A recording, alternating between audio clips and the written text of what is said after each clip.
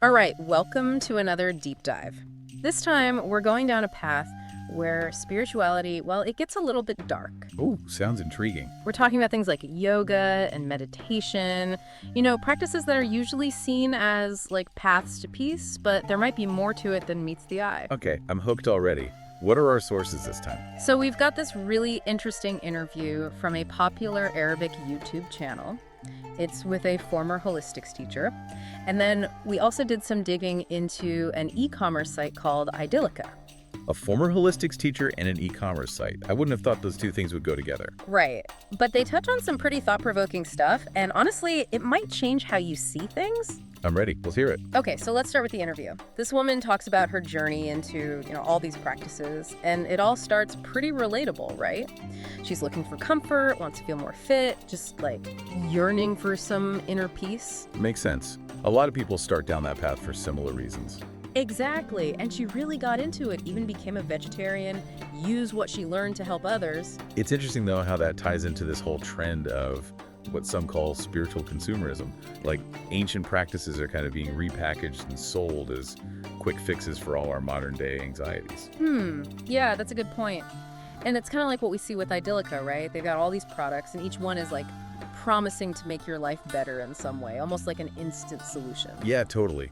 They're really tapping into that desire we all have for, like, control and self-improvement.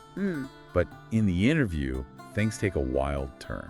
After years of practicing, she starts having these really disturbing experiences, especially when she's deep in meditation. Oh, wow. What kind of experiences? She talks about feeling electric shocks, like uncontrollably shaking, even temporarily losing her voice. Whoa, that's pretty intense. Definitely not the peaceful meditation vibes we usually hear about. Right.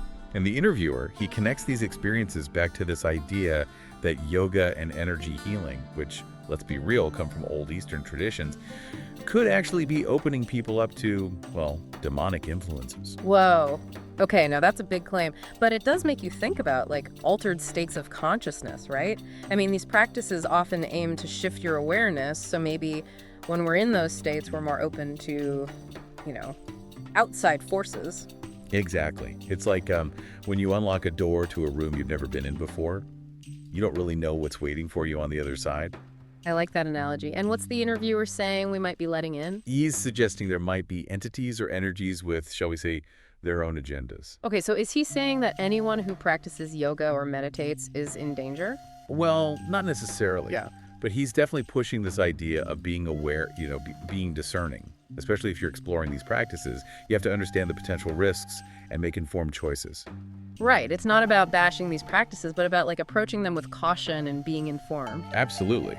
And to back up his point, he brings in some pretty big names from the New Age and self-help world, like the daughter of the Access Bars founder, Gary Douglas, and Esther Hicks, who's kind of a self-help guru. Okay, I know those names, so what do they say? They both talk about encounters they had with entities or guides during meditation. And get this, those encounters led to some pretty popular books and teachings, like A Course in Miracles and the Teachings of Abraham. Wait, so you're saying those widely accepted teachings might have come from, let's just say, less than trustworthy sources? It's definitely implied. Makes you think, right? And remember that certificate the former holistics teacher got.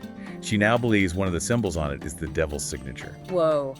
That's kind of creepy. Sounds like she went from seeing these practices as empowering to feeling like there was some darker manipulation going on. Yeah, exactly. And that's why it's so important to, really pay attention to where our beliefs are coming from, especially when we're dipping our toes into new spiritual practices. Makes sense.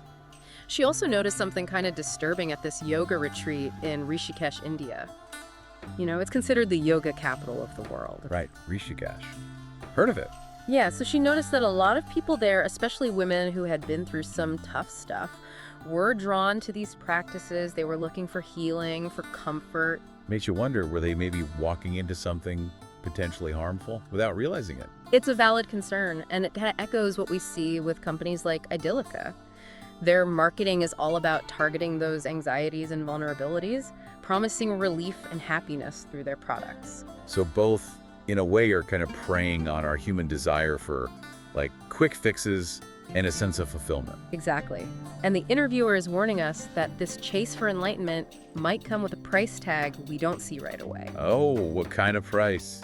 He's saying that these unseen forces might grant favors, but in exchange for our loyalty and devotion. Okay, so it's not a free lunch. There's an exchange happening. That's interesting. Yeah. He even compares it to, like, ancient practices of making offerings to idols or deities, trying to win their favor or get their protection. So he's saying modern seekers might be doing something similar, but without even realizing it. Trading their well-being or even their sanity for, like, temporary highs or a sense of power. That's the idea. Yeah. And then just when you think it can't get any weirder, she mentions this really chilling detail from the retreat. There's a swastika just casually displayed in her room. Oh, wow. That's unexpected and disturbing. Right. It's a stark reminder that even when you're on what seems like a positive spiritual journey, things can take some really dark turns. Definitely leaves us with a lot to think about. It seems like even with things that seem good and pure on the surface, there might be some shadows lurking beneath. Welcome back. We're picking up our exploration of the not-so-simple side of spiritual practices. And there's been a lot to unpack already. One thing that really stood out to me was how the interviewee mentioned that they felt like they had abandoned the teachings of Prophet Muhammad, peace be upon him. She was turning to these other practices instead. Yeah, that's a pretty powerful statement. It really highlights that tension, between traditional faith and these alternative spiritual paths. Like she was searching for something, but maybe felt disillusioned with the traditional doctrines. Right, kind of like wanting something more experiential, more personally empowering. And she's not alone in that. No, not at all. The interviewer actually brings up how more and more young people are turning towards things like yoga, meditation, the law of attraction. Yeah, he even went as far as to say it's almost like a form of atheism or paganism. Like, people are creating their own gods and belief systems. That's that whole spiritual consumerism thing again, right? Exactly. Spirituality becomes like a buffet where you just pick and choose what you like. But the interviewer is saying this freedom of choice doesn't come without risks. Oh, right. What kind of risks? He's arguing that, without realizing it, we might be opening ourselves up to the influence of things we can't see.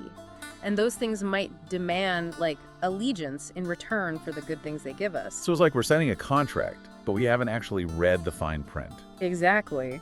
And he uses this pretty intense example from Islamic tradition to illustrate this point. He talks about offering a fly to an idol. Apparently that's enough to invite demonic service. Whoa. Okay, I get it. It's not just a harmless choice.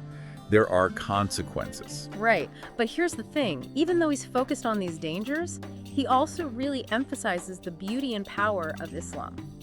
Specifically the concept of Tawhid, the oneness of God. Right, that's a core belief in Islam, isn't it? Very different from some Eastern traditions that might have multiple gods. Exactly. And he stresses how the Quran actually offers guidance and healing. He even says, the solution is in our hands, but unfortunately, we do not appreciate the blessing in which we were born.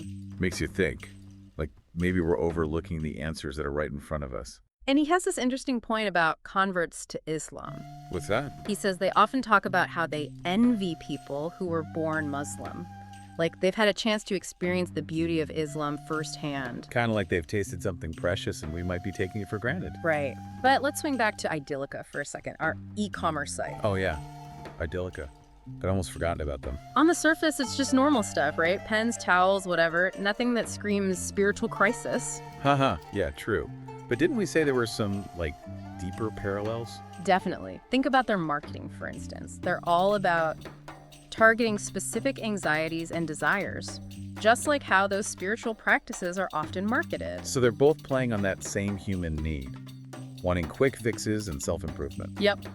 And they both push this idea of convenience and accessibility. Fast shipping, easy returns, tons of options. It's like they're promising you a life where everything is easy and fulfilling. But earlier, the interviewer was saying that true fulfillment doesn't come from material things. Exactly. He's saying it comes from connecting with God. Okay, so we have this interesting contrast. Spiritual practices that might lead to a kind of dependence, and Islam, which calls for surrender to God, but offers true freedom. It's deep stuff. Makes you think about, like, what's real, what's not, how we find meaning in our lives.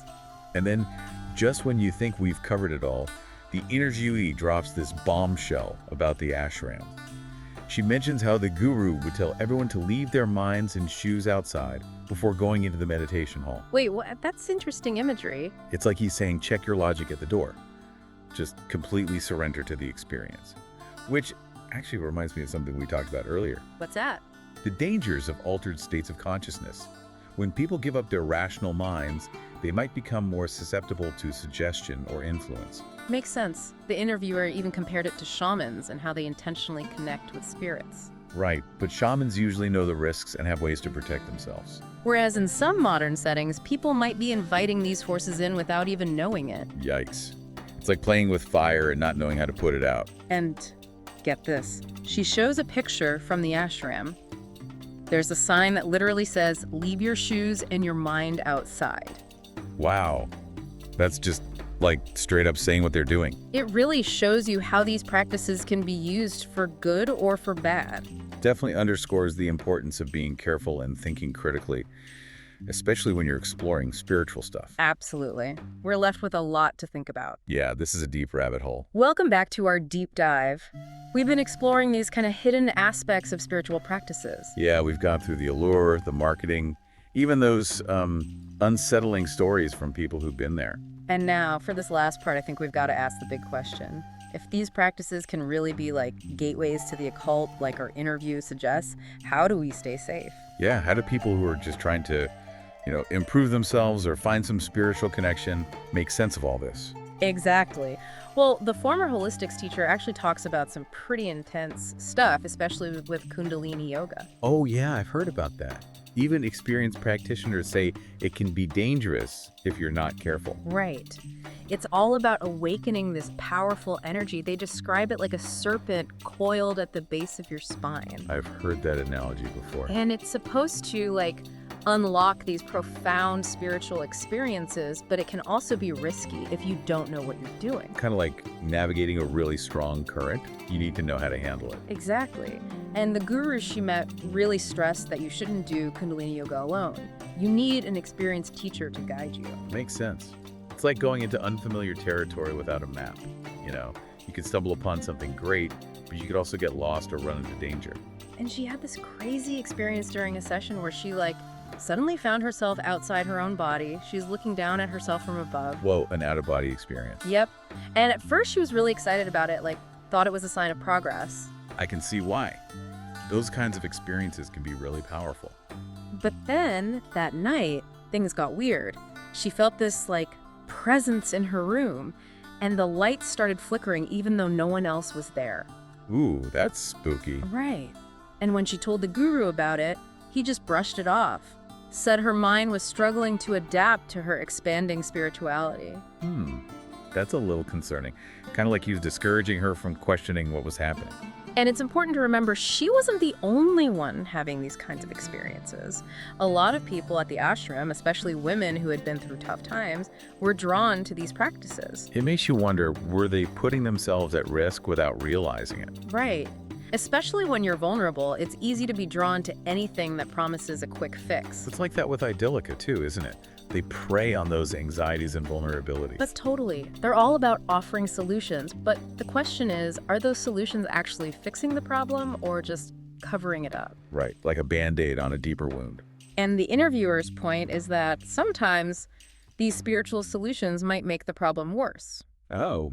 He's saying that when we give up our will, our sense of control to these unseen forces, we're giving away our own power to heal. That's deep, like trading our own inner strength for a temporary sense of comfort. Yeah.